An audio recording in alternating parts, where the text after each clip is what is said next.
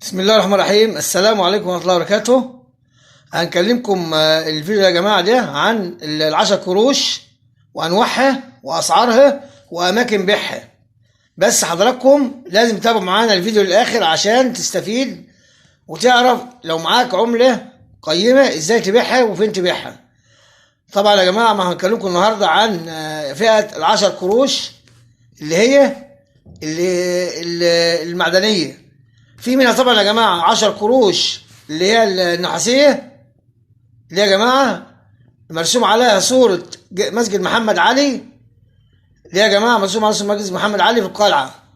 وفي 10 قروش اللي هي المعدنية اللي هي الفضية اللي مصنوعة من النيكل، واللي يا جماعة مكتوب عليها بالخط الكوفي جمهورية مصر العربية. طبعا يا جماعه الاصدار دي كلها اصدار حديث، يعني يعتبر قريبه. دي يا جماعه الاصدار ده 1984، اللي هي دي يا جماعه الاصدار 1984، يعتبر اصدار برضه من قريب مش من بعيد قوي. ونيجي بعد كده دي ال 10 قروش اللي هي 2008 مكتوب عليها بخط كوفي برضه جمهورية مصر العربيه، ومرسوم عليها من خلف صوره مسجد محمد علي للقلعه. طبعا يا جماعه ديت البريزه دي صغيره، اصغر بريزه، وديت 2008 ديت احدث بريزه 10 قروش نزلت، اللي هي بنطلق عليها البريزه او النص ريال على ال 10 قروش يا جماعه. طبعا يا جماعه ال 10 قروش ديت اللي احنا قلنا هي اللي هي عندك 10 قروش اللي هي النحاسيه ديت 1992، ودي يا جماعه 1413 هجريه، ومكتوب عليها بخط الكوفي جمهورية مصر العربية. دي البريزة النحاسية من الخلف مرسوم عليها مسجد محمد علي. وده يا جماعة اللي قدامك، الحاجات اللي قدامي ده يا جماعة ديت متوفرة بكميات. أنا هكلمكم عن المطلوب منها اللي هو ال10 قروش إصدار 1991، وأقول لحضراتكم ليه الألف إصدار بالذات اللي هو 1990 ده مطلوب، لانه كان في سك في العمله، في خطا في سك في العمله اللي هي 1990 ديت، وصنعت بكميات بسيطه، يعني كميات بسيطه جدا، ما كانش في منها كميات كبيره. فلذلك 1990 ديت بتبدا من 1000 جنيه الى 5000 جنيه، اللي هي 1990 يا جماعه خدوا بالكم معايا 1991. انما العملات اللي هي قدام حضراتكم ديت كلها موجوده بكميات كبيره جدا، بتبدا من 75 جنيه الى 150 جنيه العمله في حالة الانصر تماما.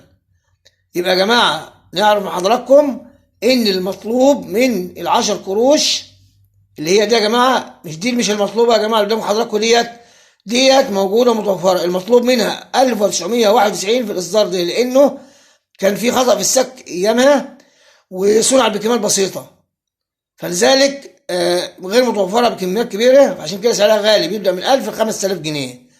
وهنقول لحضراتكم لو انت معاك اي عملات مثلا يا جماعه وعايز تبيعها، مثلا تبيعها فين؟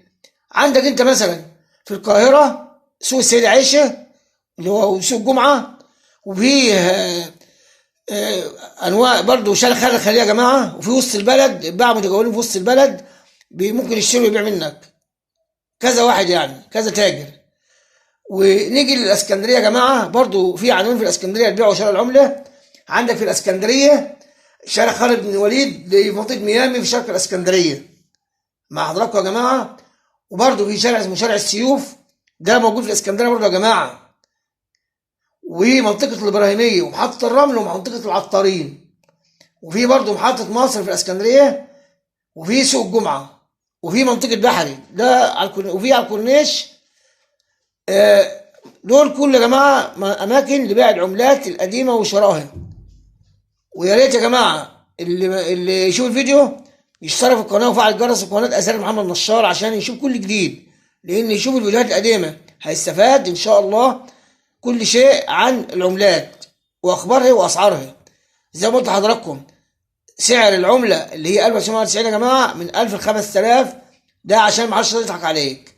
انما العملات دي يا جماعه ديت متداوله وموجوده كميات كبيره، فلذلك بتبدا من 75 جنيه ل 150 جنيه، يعني سعر ما يذكرش يعني. انما المطلوب منها في حاله الانصر بيعمل 5000 جنيه 1990. وطبعا شكرا لحضراتكم، ويا ريت ما اشتركش يشترك في القناه ويفعل الجرس، ويشوف الفيديوهات اللي فاتت كلها القديمه عشان يستفاد. والسلام عليكم ورحمه الله وبركاته.